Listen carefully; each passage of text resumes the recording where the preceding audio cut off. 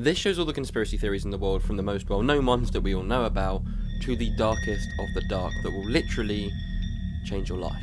Now in this series we're going to be going all the way from the top, down to the bottom, to the darkest of the dark. If you're easily scared and actually want to sleep at night, then I suggest you click off this video and go watch something else. If you want to be up all night, be scared, and just want to know the truth, stick around and make sure you hit that subscribe button. Scariest conspiracy theories in the world, part 1.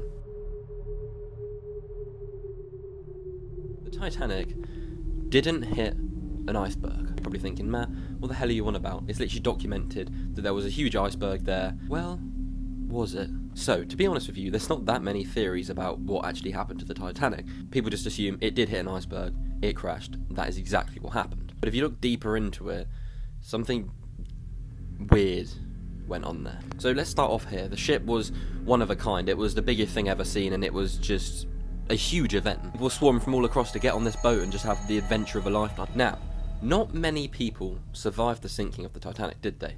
Some did. Obviously, if you survive an event like that, you're going to be interviewed. People are going to be asking questions. What happened? How did you survive? What did you see the iceberg? Whatever. It didn't quite go like that. So this guy is Van Ark. Now this guy was one of the most intelligent passengers on the ship. He had a very high-ranking job and he was extremely clever, to say the least. Now Van Ark was one of the people that actually managed to survive the sinking of the ship. Now when he was asked about what happened, he didn't mention anything about an iceberg. What? Get this. This is even crazier. Neither did any of the survivors. You're probably thinking, well, they probably wouldn't have seen it anyway. They were in their rooms. I'm pretty sure if you're going towards a flipping huge iceberg, you're gonna see it. And even if they didn't see it, they probably would have heard about it from someone saying it was an iceberg. Now, that's where it gets even crazier. Many people who weren't on the ship reported seeing a burn mark on the Titanic before it even set sail. If you look at some of these photos, the evidence is just mind-blowing because you can clearly see what looks like a burn mark. Now, is this just a mark on the photo because it's poor quality? I mean, it was taken in the 1900s. Potentially,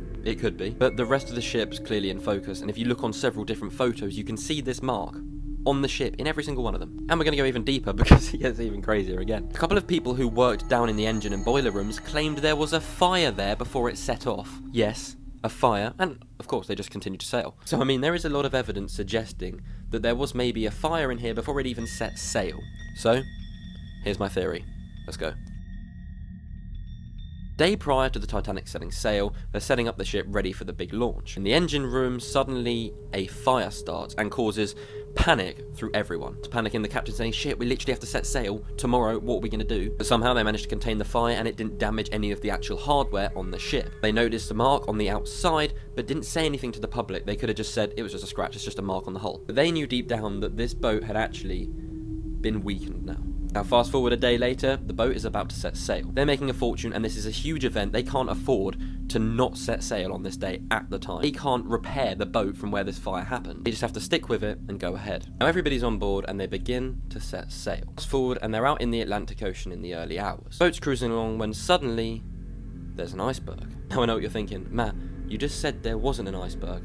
Well, maybe not quite how you think. I've been told that the iceberg was flipping huge. I mean, an iceberg would have to be absolutely colossal to break a boat of that size, wouldn't it? So what if there was an iceberg, but it was a lot smaller than what we've been told? So small that the captain didn't even see it and goes straight into it on the side. This iceberg then hits into the hull of the boat where the burn mark was and the hull was weakened. The engine room starts flooding, everyone's panicking, and the ship starts to go down. No one would have seen the iceberg because it was so damn small. Even the captain doesn't even know what's happened. But because the hull was so weakened from this fire a day earlier, it meant that even one small impact on that hull would have broken it. The hull flooded, the boat begins to go down, and the rest is history. Hit that bell because this series is about to get so much crazier.